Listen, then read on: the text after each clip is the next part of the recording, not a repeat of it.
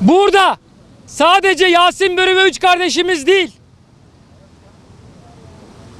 bu ülkede İslami kimliğe sahip olan, İslami duyarlılığa sahip olan mazlumlar ve müstezaflar için Rabbimizin lütfuyla bir parça yardım etme, onların sıkıntılarını giderme, ihtiyaçlarını giderme çabası içerisinde olan Müslümanlara karşı duydukları derin nefreti, kini, öfkeyi ağızlarından, yüreklerinden kusarcasına ortaya koyan zalim bir anlayışın, kirli, katil bir zihniyetin aslında yargılandığı bir davadır bu dava.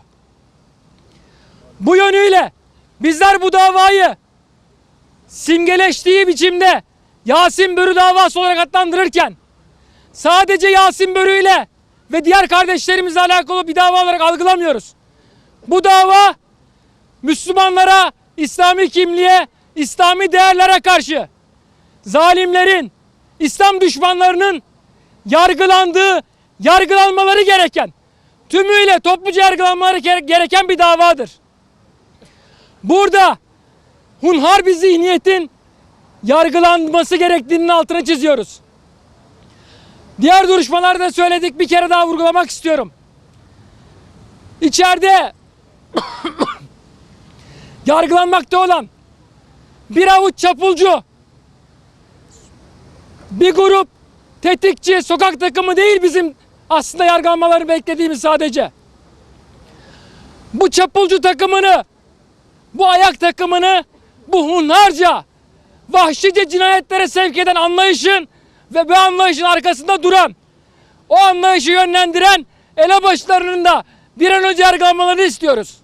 Yasin Börü, şehit Yasin Börü kardeşimiz öncelikle biz Müslüman kardeşlerimiz için bir onur meselesi, şahsiyet meselesi. Özellikle biz İstanbul'dan geldik. İstanbul'da bir STK'yız.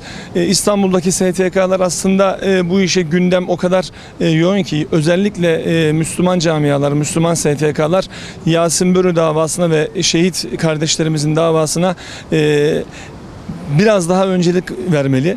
Tabii şunu da düşünmek lazım. Yasin Börü aslında sadece orada basit böyle bir küçük bir olay değil. Orada aslında Kürt milliyetçiliğinin, PKK'nın ne kadar azgınlaştığını, ne kadar yoldan çıktığını gösterir bir vahşet aslında meydana geldi.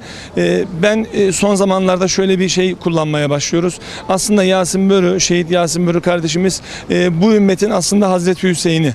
Bu sadece normal bir ölüm değil, normal bir şehit edilme olayı değil. Bir öyle bir vahşet ki düşünün 16 yaşındaki 15-16 yaşındaki bir kardeşimizi sırf kurban eti dağıttığı için, aslında kurban eti de değil, oradaki İslami faaliyetleri yaptıkları için. Çünkü oradaki PKK sempatizanları Yasin Börü gibi kardeşlerimizin bu tip faaliyetlere, bu tip çalışmalara katılmalarını çok istemiyorlar. Neden istemiyorlar? Onlar bunları yaptığı zaman ister istemez savundukları şeyler ellerinden gidecek. Özellikle batıdaki STK'lar da bu anlamda bu davaya ellerinden geldiğince sahip çıkmalılar. Çünkü bunu sadece böyle bir Hüdapar ekseninde veya sadece bir şey ekseninde görmemeliler. Bu bence bu ümmetin onur meselesi, haysiyet meselesi olduğunu düşünüyorum ben. Bugün rahmetli Yasin Börü ve arkadaşlarının davası için tekrar Ankara Adliyesi önündeyiz. Bu olayın, bu vahşi olayın oluş sürecinden hem soruşturmanın başlatılması hem idari soruşturmanın o konuya yaklaşımı hem adli kovuşturmanın seyri bakımından çok ciddi kuşkularımız ve üzüntülerimiz oldu maalesef. Bir kere rahmetli Yasin ve arkadaşları bir kurban eti dağıtmak üzere çıktıklarında bir daireye sığınarak biliyorsunuz polise haber veriyorlar saldırı altında olduklarına dair.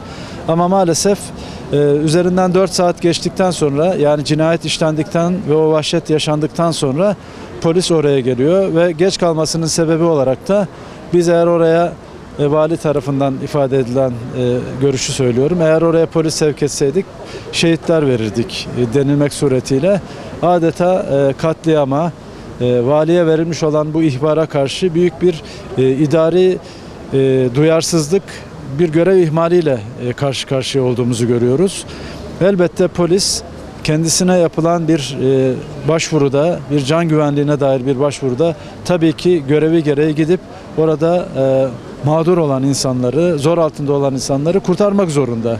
Ama maalesef burada büyük bir görev kusuru olduğunu, ihmal olduğunu görüyoruz. En iyi iyimser tabirle söylüyorum. Ve cesetler üzerinde adli tıp araştırmaları da maalesef yapılmadı. Bölgedeki karakollardan ve MOBESE kameralarının kayıtlarından da herhangi bir kayıt alınamadığı için olay üzerinde ister istemez bir karartmanın yaşandığına dair kuşkulara sahip olduk. Dolayısıyla bu dava bu kadar büyük karartma altında avukatların önemli gayretiyle sis perdesi aralanmak üzere bir hukuk mücadelesinin verildiği bir davaya dönüştü.